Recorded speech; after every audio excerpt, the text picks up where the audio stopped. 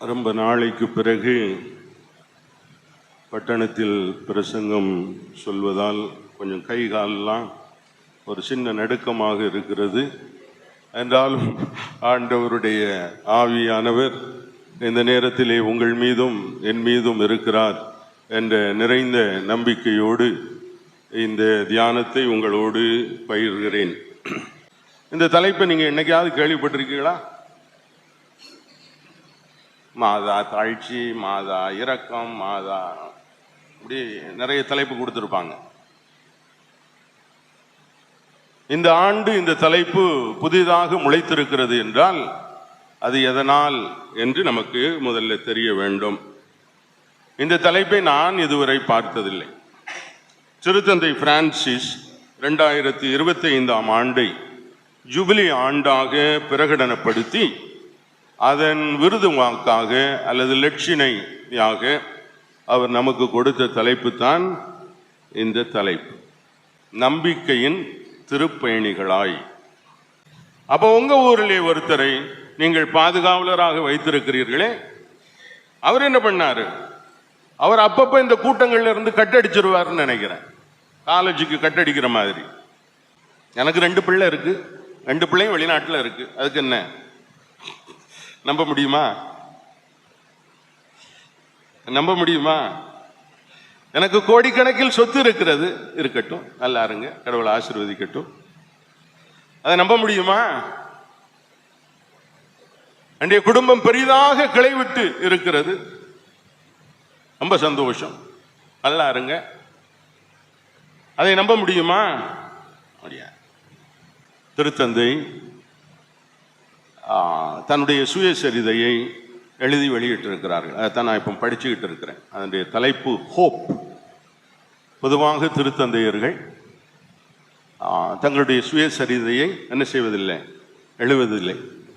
அதிலும் அப்படி வெளிவந்திருந்தாலும் எனக்கு நினைவு தெரிந்து 23ஆம் அருளப்பருடைய சுயசரிதை வெளியே வந்திருக்கிறது. ஹோப்பு கூட தன்னை தனியே ரட்சித்து கொள்ள முடியாது. ஓப்பு கூட தன்னை தனியே ரட்சித்துக் கொள்ள முடியாது. அடுத்தவருடைய கரங்களை அவர் பிடித்து கொண்டுதான் அதை என்ன செய்ய வேண்டும், நிறைவேற்ற வேண்டும் என்று ஆணித்தரமாக குறிப்பிடுகிறார். நம்மை நம்முடைய அழிவு பாதைக்கு கொண்டு போய் கொண்டிருப்பது நம்முடைய ஆடம்பரம். எத்தனை பேர் நம்புறீங்க நான் சொல்றத? இன்னும் மாதிரி கணக்கெல்லாம் நான் போட்டு சொன்னோம்னா நீங்க ரொம்ப வெக்கப்படுவீங்க. அதனால நான் வேண்டாம். சரி, ஒருவரை கொஞ்சம் மேட்டிமையா நடந்தாருன்னா நாம என்ன வார்த்தை சொல்றோம்? அவரை பார்த்து பெரிய கலெக்டர் மாதிரி பேசுறான்னு சொல்றோம். ரைட்டா? ஒரு நம்பிக்கையினுடைய அடையாளத்தை உங்களுக்கு சொல்லுகிறேன். பிப்ரவரி 10ஆம் தேதி செங்கல்பட்டு மாவட்டத்தினுடைய கலெக்டர் தன்னுடைய திருமணத்தை ஒரு மருத்துவரோடு செய்து கொண்டார். கலெக்டர் கல்யாணம் எப்படி இருக்கணும்? அவருடைய மாவட்டத்திலே கலெக்டருடைய கல்யாணம் எப்படி இருக்கணும்? சிஸ்டருடைய 25வது வருஷ சுபிலிக்கே பயங்கரமான சோதனைகள்லாம் இருக்கும். அப்படிதானே சிஸ்டர்? இந்த சாமிமார் பிரசங்கம் வைத்தார்கள் என்றால் நான் கஷ்டப்பட்டு 4 நாள் எழுதி டைப் பண்ணி கிழிச்சு தூர போட்டு திரும்ப எழுதி இப்படி சொல்லிடுவாங்களோ அப்படி சொல்லிடுவாங்களோன்னு பயந்து, அதான் முதல்ல அந்த கை கால் நடுக்கம். அப்புறம் கடைசியாக டைப் பண்ணி நான் எடுத்துட்டு வந்தேன்.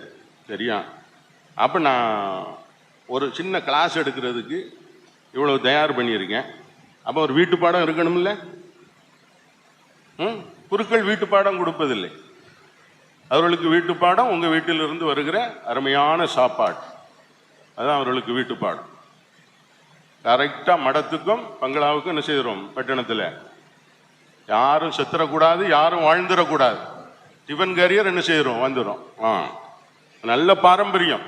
எசேக்கியேல் தீர்க்கதரிசியினுடைய புத்தகத்தில் எழுதப்பட்டிருக்கிறது. உன் வீட்டினுடைய முதல் சாப்பாட்டை உன் அடியார்களுக்கு நீ கொடு, நீ ஆசீர்வதிக்கப்பட்டவனாக இருப்பார். நல்ல பாரம்பரியம் தான், அதை பற்றி நான் கிண்டல் பண்ணல, வீட்டு பாடத்துக்காக சொல்கிறேன். எல்லாம் வீட்டு பாடம் இல்லாமல் முடிந்து போனதென்றால் சரியில்லை. உங்களுக்கு நான் வீட்டு பாடம் இன்றைக்கு கொடுக்க போகிறேன். நான் சொன்னதை விட்டு விட்டு இந்த வாரம் தவசு காலம் ஆரம்பிக்கிறது. நடைப்பயணம், பஸ் பயணம், 14 ஸ்தல பயணம் என்று தபசு காலத்தில் நல்லா இருப்பீங்க, நாள் குறித்து கிளம்பிடாதீங்க, இந்த 1 வருஷம் மட்டும் என்பதுதான் உங்களுக்கு வீட்டு பாடம்.